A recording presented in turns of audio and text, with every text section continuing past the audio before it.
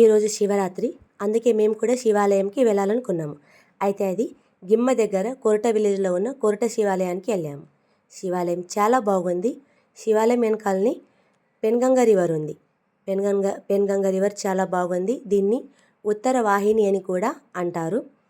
ఇక్కడికి వచ్చిన భక్తులందరూ కూడా ముందుగా పెన్గంగ నదిలోకి వచ్చి స్నానాలు చేసినాకనే శివాలయంకి వెళ్ళి దర్శనాలు తీసుకోవడం అయితే జరుగుతుంది. భక్తులందరూ ముందు నదికే వచ్చారు.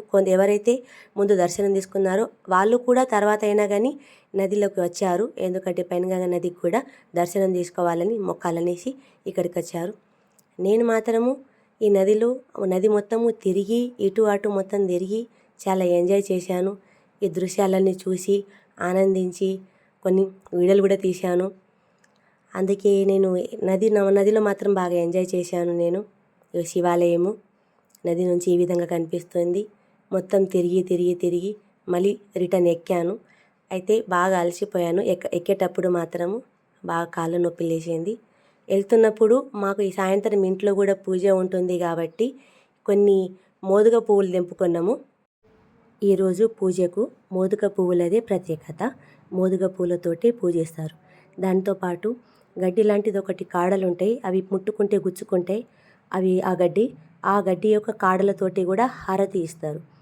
ఈరోజు ఆ గడ్డి కాడలతోటే హారతి ప్రత్యేకత ఉంటుంది. మోదుగ పువ్వులు, ఆ గడ్డి కాడలు, బేలి యొక్క పండు, ఉమ్మెత్త పువ్వు యొక్క గడ్డ, ఇవన్నీ ఈరోజు ఉంటాయి కాబట్టి అవన్నీ వెళ్తున్నప్పుడు మాకు దారిలో దొరికితే తీసుకొని వెళ్ళాం. ఇవి గడ్డి కాడలు. ఈ గడ్డి కాడలు తీసుకున్నాము దారిలో దొరికితే. అలాగే మోదుగ పువ్వులు కొన్ని తీసుకున్నాము.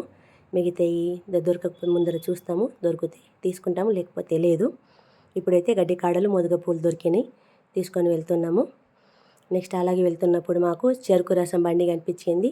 ఫాస్టింగ్ కదా, అందుకే కొంచెం చెరుకు రసం తాగుదామని మేమైతే చెరుకు రసం తాగినాము. అక్కడ కూర్చొని పువ్వులు, ఈ గడ్డి కాడలు. Thank you.